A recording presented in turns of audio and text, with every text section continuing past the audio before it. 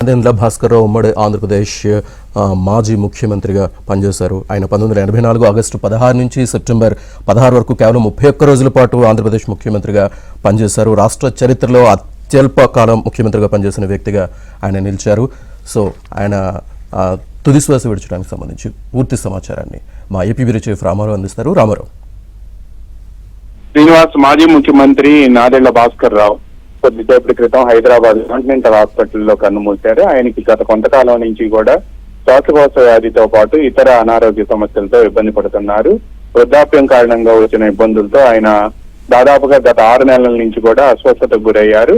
చాలా పర్యాయాలు ఆయన ఆసుపత్రికి తీసుకురావటం, ఆ తర్వాత అక్కడి నుంచి ఆసుపత్రి నుంచి మళ్ళీ ఇంటికి తీసుకువెళ్లటం ఇవన్నీ కూడా జరిగాయి. ఆయన కుమారుడు నాదెండ్ల మనోహర్ దగ్గరుండి ఆయనకి సపర్యలు చేశారు.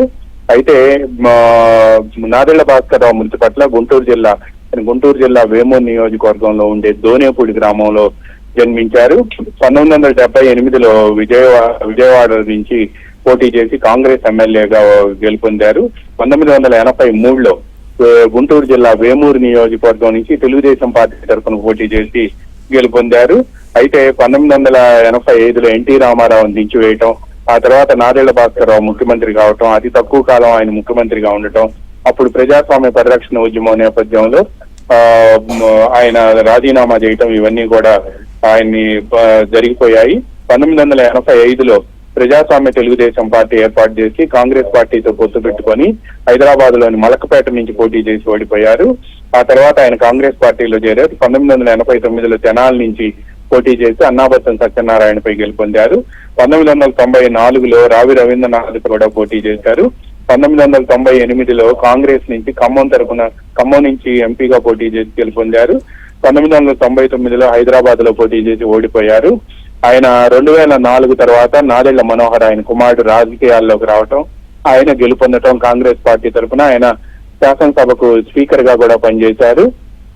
అయితే నాదెండ్ల భాస్కర్రావు మృతి పట్ల పలువురు నేతలు కూడా దిగ్భ్రాంతి వ్యక్తం చేశారు. ఆయన కుమారుడు ఆంధ్రప్రదేశ్ పౌర సరఫరాల శాఖ మంత్రి, Janasena party political affairs committee chairman గా ఉన్న నాదెండ్ల మనోహర్ కు ఫోన్ చేసి అందరూ కూడా సానుభూతి వ్యక్తం చేశారు. ఆయన ఆత్మకి నాదెండ్ల భాస్కర్రావు ఆత్మకు శాంతి కలగాలి అని చెప్పి కూడా అందరూ కోరారు. భాస్కర్రావు గారు దాదాపుగా ఆయన 2 నెలల నుంచి ఆసుపత్రికి వెళ్ళటం రావటం ఇవన్నీ జరుగుతున్నప్పటికీ కూడా గత వారం కూడా ఆయన ఆరోగ్య పరిస్థితి కొంత ఇబ్బందికరంగా ఉంది అని చెప్పి సమాచారం అందగా అప్పుడు ఫోన్ చేయగా ఆయన మళ్ళా ఇంటికి తీసుకువెళ్లారు. అయితే ఆ తర్వాత ఆయనకి ఆరోగ్య పరిస్థితి పూర్తిగా కూడా విషమించింది.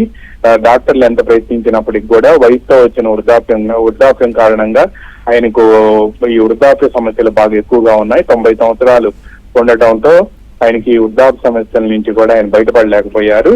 అయితే ఆ తర్వాత నాదెండ్ల భాస్కర్రావుకి కాంటినెంటల్ ఆసుపత్రిలో చికిత్స అందించినప్పటికీ కూడా ఈ రోజు ఉదయం కొద్దిసేపటి క్రితం ఆయన మరణించారని చెప్పి కూడా కన్నుమూశారని కూడా సమాచారం అందింది.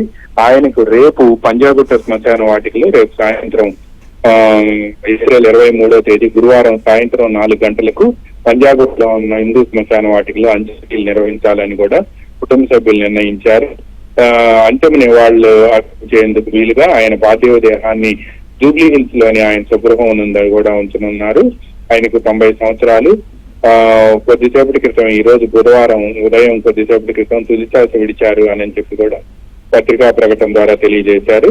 ఆయన కోరిక మేరకు నాదెండ్ల భాస్కర్రావు కోరిక మేరకు ఆయన కుటుంబ సభ్యులకు కూడా చివరి నిమిషంలో సూచించారు. తనకి హైదరాబాద్ లోని పంజాగుట్ట హిందూ శ్మశాన వాటికలో అంత్యక్రియలు నిర్వహించాలి అని కూడా ఆయన కుటుంబ సభ్యులకు సూచించడంతో హైదరాబాద్ లో ఆయనకి రేపు సాయంత్రం 4 గంటలకు అంత్యక్రియలు నిర్వహించాలి అని కూడా కుటుంబ సభ్యులు నిర్ణయించారు.